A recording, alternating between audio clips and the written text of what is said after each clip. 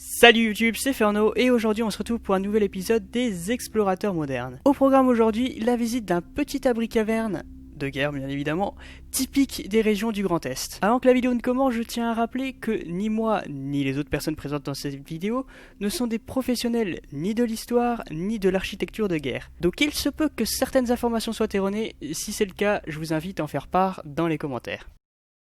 Donc là on se situe juste devant l'escalier qui descend plutôt profondément. Je vais pas me pencher ici parce que c'est pas très solide. Voilà. Il descend sur plusieurs étages. Étages qui dépendent des roches qui est autour. Ça peut aller jusqu'à 20 mètres si la roche c'est plus de l'argile.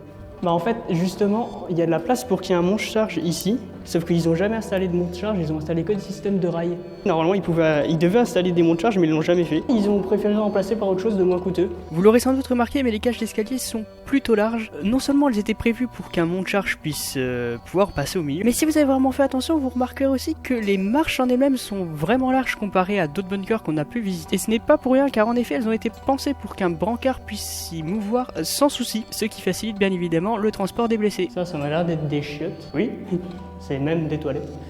Alors là, on est dans le couloir principal, un des couloirs principaux. Ça devait être l'usine électrique, enfin les restes de l'usine électrique. Il va y avoir deux moteurs, je pense. Parce que là, il y a la place pour le deuxième, mais il n'y est plus du tout. Et là, il y a le premier en morceaux bien déchiquetés, même vraiment bien déchiquetés. Ah bah les cuisines ici, j'avais pas vu ça. Oui, c'est pas les cuisines ça. Ouais, oui, ils ont les réserves juste à côté de la cuisine, j'ai vu. Réserve de bonne taille. Cuisinière militaire, François Valland, de Vallonville, dans la Meuse. Oui, je l'avais pas vu. Et là, on a les cuves d'eau. Ou peut-être pas d'eau. Peut-être d'essence plutôt, ça. Pour les... Quoique là, je sais pas. Je sais pas si c'est les cuves d'eau ou les cuves d'essence qui est ici. Ouais, ça devait peut-être être le... Ouais, je me suis dit que c'était le chauffe-eau. Alors là, on a d'autres cuves d'eau. Ici, on a les dortoirs, on va aller voir juste après. Voilà, belle cuve. Ça, c'est pour l'eau, ça c'est sûr. Il reste même l'échelle. Alors, par toi, ça peut être aussi des réservoirs à fuel, vu qu'il y a un générateur juste à côté. Bah oui, mais je pense... Non, c'est de l'eau, tu vois. Oui. Alors, les dortoirs comme ça, ils pouvaient accueillir jusqu'à 24 hommes, 24 soldats, parce que c'est sûr que c'était pas pour les officiers. Les officiers, ils avaient leur chambre à part. Et il y en a jusqu'à 4 dans le bunker. Typiquement, parfois il y en a moins, mais typiquement. Et en moyenne, les bunkers là, ils pouvaient accueillir de 25 à 200 personnes. Parfois, quand t'avais passé ça, ils tendaient des hamacs. Oui. Ils tendaient vraiment des hamacs. Les dortoirs qui sont quand même en bon état, comparé à d'autres forts qu'on a pu faire. Et de ce côté-là, une chambre d'officier peut-être ? Clairement pas. Oui, non, clairement pas, effectivement. Mais un bout de lit. Un bout de lit, oui, mais ouais, je pense qu'il n'est pas là d'origine. C'est peut-être. Je vois des tuyaux, peut-être pour la ventilation. Ouais, ça pouvait être de la ventilation. Je pense. Hein. Mais là, la pièce est tellement en très pas bon état que. Ouais, largement. C'est dur. En général, les générateurs ils sont aussi à côté de la ventilation. Oui. Bah là, il y a une pièce entre quand même. Il y a les cuves entre. Oui, mais quand je dis à côté, ils ne sont pas de l'eau. Oui. Ils ont été construits en 27, je crois. Si je dis pas de bêtises, ça je suis pas sûr. Je crois, hein. Je suis pas sûr. Nouveau des pièces pour des tuyaux pour la ventilation. Un escalier qui nous amène plus profond, donc qui nous ramène au-dessus. En fait, les forts comme ça, ils ont deux entrées. Pardon, désolé pour la langue. Ils ont l'abri comme ça, typiquement, il a deux entrées. Ouais. Il y en a certains qui en ont 3, mais en moyenne ils en ont 2. Et comme ça, on peut voir du dessous tellement ça remonte. Et là, peut-être une chambre d'officier. Peut-être, oui. Je sais qu'il y avait au moins une chambre d'officier dans celui-ci. Ouais. Bon, la chaise.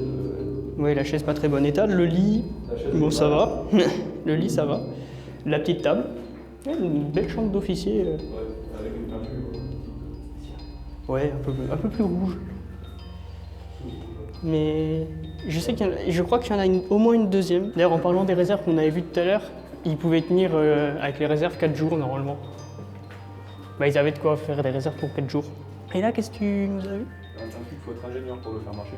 Sinon, il y a trop d'idées. C'est vrai. Et ça devait être pour l'eau. Conteneur 72. Bah, 72, là, t'as. Il y en a 4 au total. 1, 2, 3, 4. 72, ah non, pas 72, on est con, 720 litres. C'est écrit là, mais bonjour là, oui. Ouais. T'as 1, donc là, je pense que ça doit être 2, 3 et... Et le 4, 3 et 4. Ah oui, ok, j'avais pas vu. Voilà. Donc encore des conteneurs. Et en face, on pensait que c'était une chambre d'officier. Est-ce que tu penses pareil? Ouais. Bon, l'autre était quand même mieux, hein, entre nous. Bon, on va emprunter le petit tunnel qu'il y avait juste à l'entrée de tout à l'heure. Pas mal de tuyaux, j'avais pas fait gaffe en arrivant, mais c'est vrai qu'il y a pas mal de tuyaux ici. Et ça doit être les restes du système de rail poulie qu'il y avait avant. Étonnamment, ça résonne pas beaucoup ici. Je pensais que ça allait résonner plus. Fais gaffe, là, il y a un trou. Alors là, par contre, ça me plaît un peu moins. Non, c'est le puits, je pense. Ah non, c'est même pas le... Si, c'est peut-être le puits de l'évacuation de secours. Ouais, ça m'a bien l'air d'être ça. Ouais, c'est une sortie de secours. Ah, celle-là, ouais, c'est la sortie cachée. Voilà, exactement, avec un petit peu d'eau. Et des mythes. Enfin, des papillons. Donc on a loupé la salle du téléphone. Parce que tous les bunkers là, ils étaient équipés d'une salle téléphonique. Il y a moyen, oui, on va remonter par la deuxième entrée du coup. On peut observer les évacuations d'eau aussi qui étaient faites par là. Du coup. En parlant de système de tuyauterie, ils essaient de le minimiser au maximum dans les abris comme ça. Parce qu'en gros, les abris, ceux-là, ça va faire bizarre ce que je veux dire, mais c'était les abris low cost. Ils essayaient vraiment de les faire le plus bon marché pour pouvoir en faire des plus gros. Un peu mieux, genre dès qu'ils pouvaient enlever un truc ou le remplacer, bah ils le faisaient. Bah, on a vu l'exemple avec le monte charge, genre ça coûte trop cher, bah on met autre chose. Les abris téléphoniques, ils étaient souvent dans les coffres d'entrée. Je pense. Et du coup, les petits trucs là aussi, c'était pour le fil? Oui. Bah, plus qu'on voulait que ça. Alors, ça, c'était vraiment c'était la galerie. D'accord. Les trucs qui datent de 1940 quand même. Le mec, il devait être ici, il a dû avoir mal. Bah, disons qu'il a une fenêtre en plus dans le fort. C'est quand tu vois que le truc il est entré, il a continué, il a enfoncé ce mur-là. En fait, Ouais. il est rentré Bah, comme ça. de ce côté-là, c'est pas hyper impressionnant, mais quand tu le vois de l'autre côté, oh putain. Il est rentré, il a dévié, il est juste bloqué ici, et c'est pour ça que la barre là, elle a tombé.